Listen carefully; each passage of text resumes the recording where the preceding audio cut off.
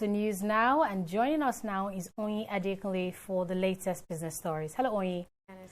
What's making headlines in business today? Well, the 2019 budget performance has been put at 50%, while funds released to fund expenditure hit 1.2 trillion naira. These and many more are some of the decisions and revelations made at the last meeting of the Federal Executive Council held in Abuja. Adeshewa Odushoga has more. It's the last meeting of the Federal Executive Council for the year 2019, and President Muhammadu Buhari is presiding over the gathering.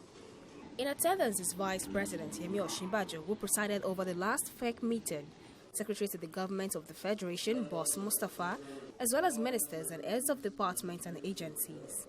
After hours of deliberating behind closed doors, the ministers briefed journalists on decisions reached by Cabinet, one of which is approval for the release of 1.2 trillion naira in the 2019 budget to finance capital projects across the country. The GDP growth that we planned for 2019 was 3.5%, and the third quarter GDP performance, you all know, was reported as 2.28%. On expenditure, we have been able to release all that is required for personnel, so personnel expenditure is on course.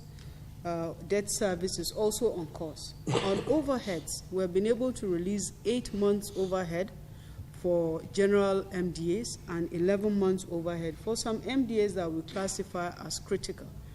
On his part, Minister of State for Petroleum Resources, Timipre Silva, says the government would sign the Petroleum Industry Bill currently before the National Assembly into law by June 2020.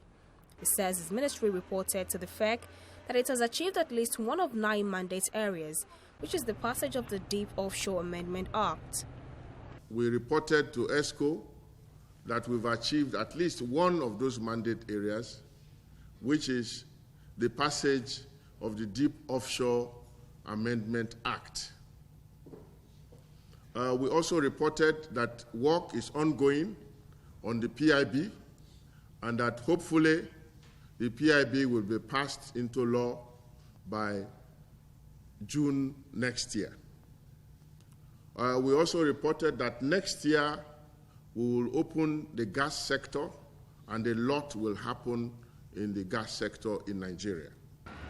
The Minister for Transportation, who was also present at the meeting, revealed that he briefed the council that the ministry would bring in additional diesel engine locomotive for the Abuja-Kaduna railway system to reduce the pressure on the roads.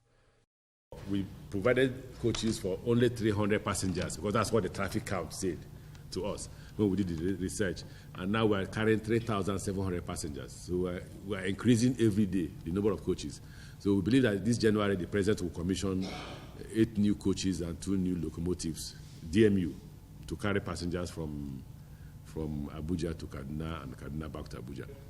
We also reported that we believe that Lagos to Ibadan should be able to be commissioned before April, if the President's program will permit him.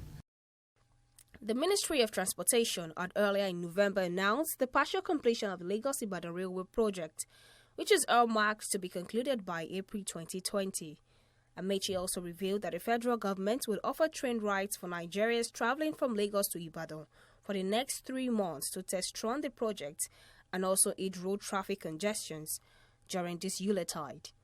Adeshewa Odushoga, TV 360, Abuja.